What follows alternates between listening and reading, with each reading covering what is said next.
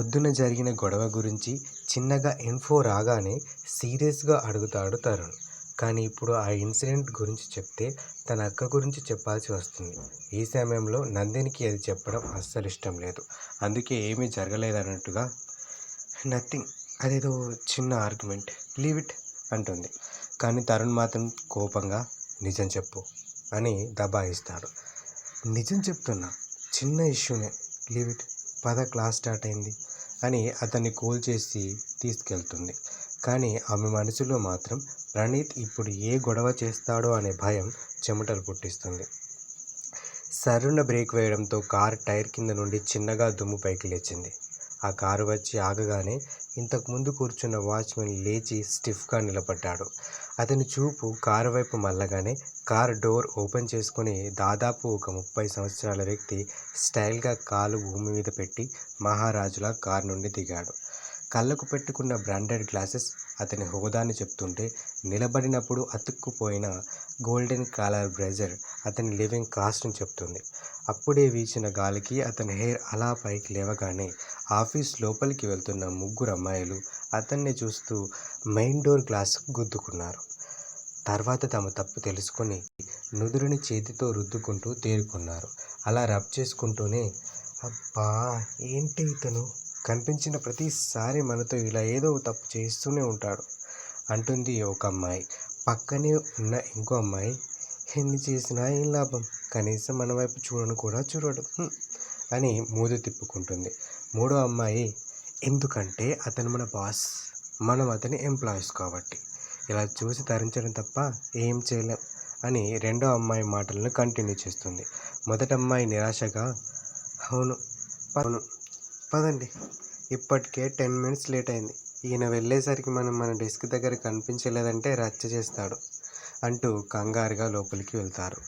అక్కడే నిలబడి ఇదంతా విన్న వాచ్మెన్, ఈ అందగాని చూపుని తిప్పాలంటే ఏ అందగత్తె రావాలో అని మనసులో అనుకుంటూ ఉండగానే ఆ అందగాడు ముందుకి వస్తూ ఉంటాడు.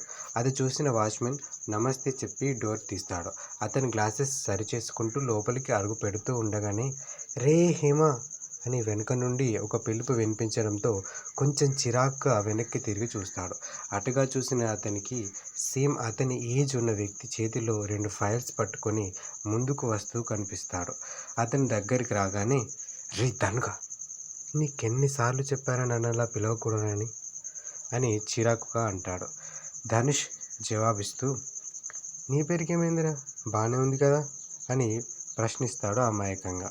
హేమంత్ అంతే చిరాగ్గా, నా పేరు బాగానే ఉంది హేమంత్, ఎంత మంచి పేరు, కానీ నువ్వే దాన్ని హేమ చేసి అర్థాన్ని మార్చేస్తున్నావు అని చిన్నగా కోప్పడ్డాడు.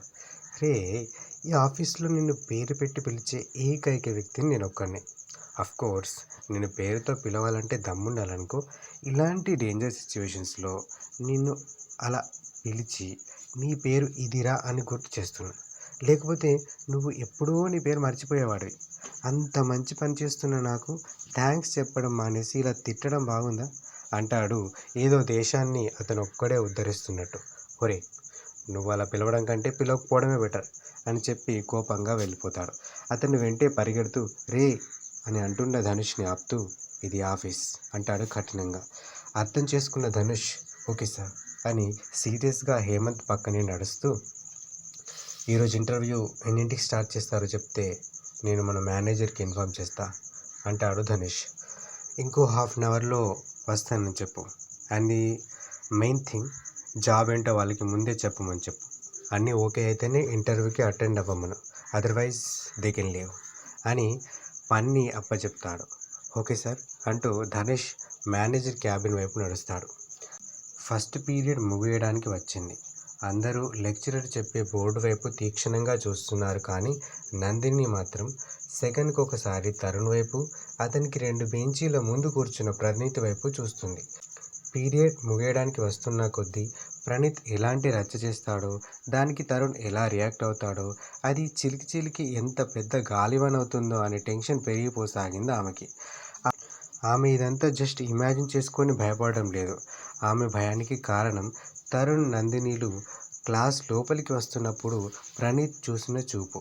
ఆ చూపు ఆమెకి సరిగ్గా అర్థం కాలేదు కానీ ఆ చూపు వెనుక ఏదో దురుద్దేశం ఉందని మాత్రం అర్థమైంది.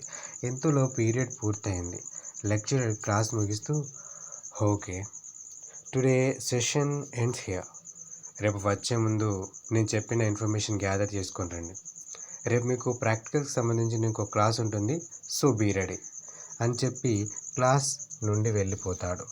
దాదాపు గంట క్లాస్ విని అలసిపోయిన స్టూడెంట్స్ మెల్లగా లేచి బయటకు వెళ్తారు. ప్రణీత్ వెనకాలే తరుణ్ కూడా బయటకు వెళ్తాడు. అది చూసిన నందిని ఆందోళనగా తన పక్కనున్న ఫ్రెండ్ని వెంట పెట్టుకొని బయటకు వస్తుంది. బాయ్స్ అందరూ చిన్నగా ఫ్రెష్ అప్ అయి వాటర్ తాగడానికి ఆగారు. వాళ్ళని చూసిన నందిని వేగంగా తరుణ్ దగ్గరికి వస్తుంది. ఎందుకంటే ఇప్పుడు తరుణ్ చేతిలో వాటర్ గ్లాస్ ఉంది అండ్ ప్రణీత్ సరిగ్గా అతనికి ఎదురుగా నిలబడి ఉన్నాడు. ఒకరి వైపు ఒకరు కోపంగా చూసుకుంటున్నారు. వీళ్ళని చూస్తున్న చుట్టుపక్కల వాళ్ళు కూడా ఏదో జరగబోతుందని అర్థమైంది. కానీ ఇక్కడ గమనించాల్సిన విషయం ఏంటంటే వాళ్ళు కోపంగా చూసుకుంటున్నారే కానీ ఒక్క మాట కూడా అనుకోవడం లేదు. బట్ ఆ చూపులోనే ఒకరి పట్ల ఇంకొకరికి ఉన్న ద్వేషం, కోపం కొట్టొచ్చినట్టుగా చాలా స్పష్టంగా కనిపిస్తుంది.